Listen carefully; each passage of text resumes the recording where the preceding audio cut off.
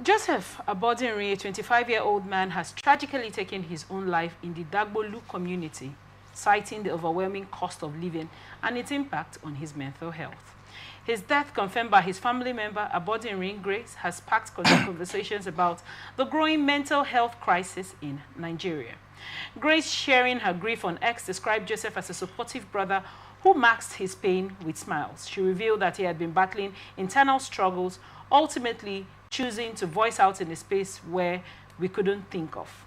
His social media post leading up to his death painted a picture of a man grappling with despair. On January 31st, 2025, he wrote about staying alive for his siblings, but on March 24th, the day of his suicide, he posted a series of farewell messages, apologizing for failing his family and expressing his inability to continue. He also shared his passwords and a goodbye message to his siblings. This is rather sad. The hardship in Nigeria has taken a toll, on lots of people, airing their deep internal struggles and bringing it to bear. What are your thoughts on this report?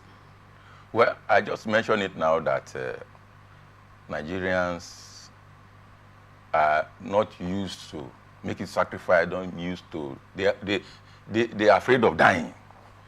Are you with me? Otherwise, with what is happening in the country right now, Nigerians will be committing suicide. If what is happening in Nigeria will happen some Europe countries or even some African countries, we will see the level of suicide.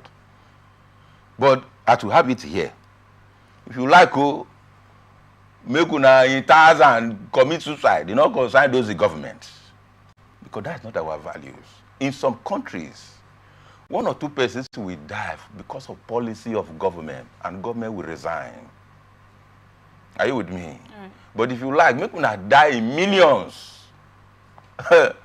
Yes, now time reach, so una die go.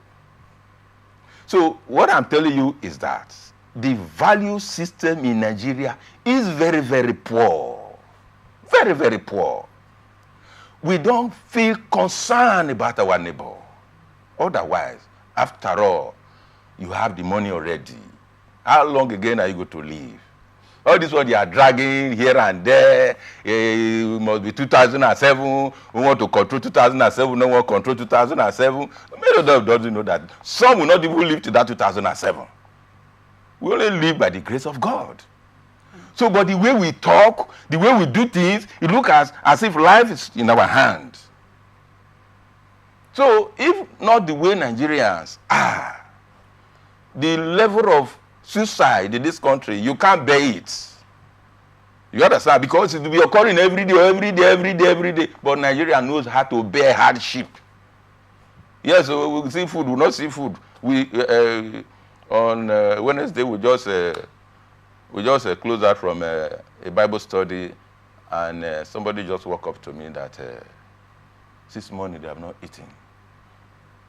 And his sibling, the father and the mother, they are just there in the house. No food. That's a society where crude oil in billions is running. Okay, this money they have, let's say Nigeria is about 250 million people. If government of Nigeria is okay, let us even give 1 million to at least even alleviate suffering of the poor a little. That will amount to 250 million. Am I correct? Right. Fine. Will government do it? No, they will do it. They will never do it. But one person can steal 10 billion.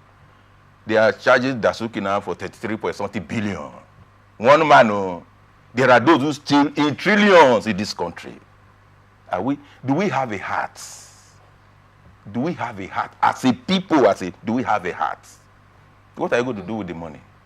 If you build here, one day we'll just close your eye and you are gone. And those your nonsense houses will fade away too with time.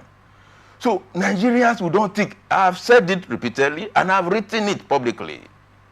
Education does not transform us. Education is supposed, the reason we go for education, the reason we go to school is to be transformed mentally, is to be sound in minds, so that you're able to think well, separate between right and wrongs. To be able to come up with a good argument for society to see, yeah, this is the right way to go. But our own, what is it? As we are talking now, people are planning how they go to rig 2027 election. These are people who are PhD holders, professors in 21st century world. Are you with me? That is the kind of human beings we have in our country. So what else? Why people not commit suicide? When we have professors who are idiots, professors who are materially influenced, have no honor and sense of integrity. So what are we talking about in Nigeria? So anybody who has stolen billion is the man we know in Nigeria. Until Nigeria learn to say no to idiots. Until Nigeria learn to say no to paupers who became millionaires overnight. Otherwise, as of 1998, 1997 with this Port Harcourt, all these billionaires that we have making noise everywhere, how much were they having in their personal account as of 1997 with this Port Harcourt?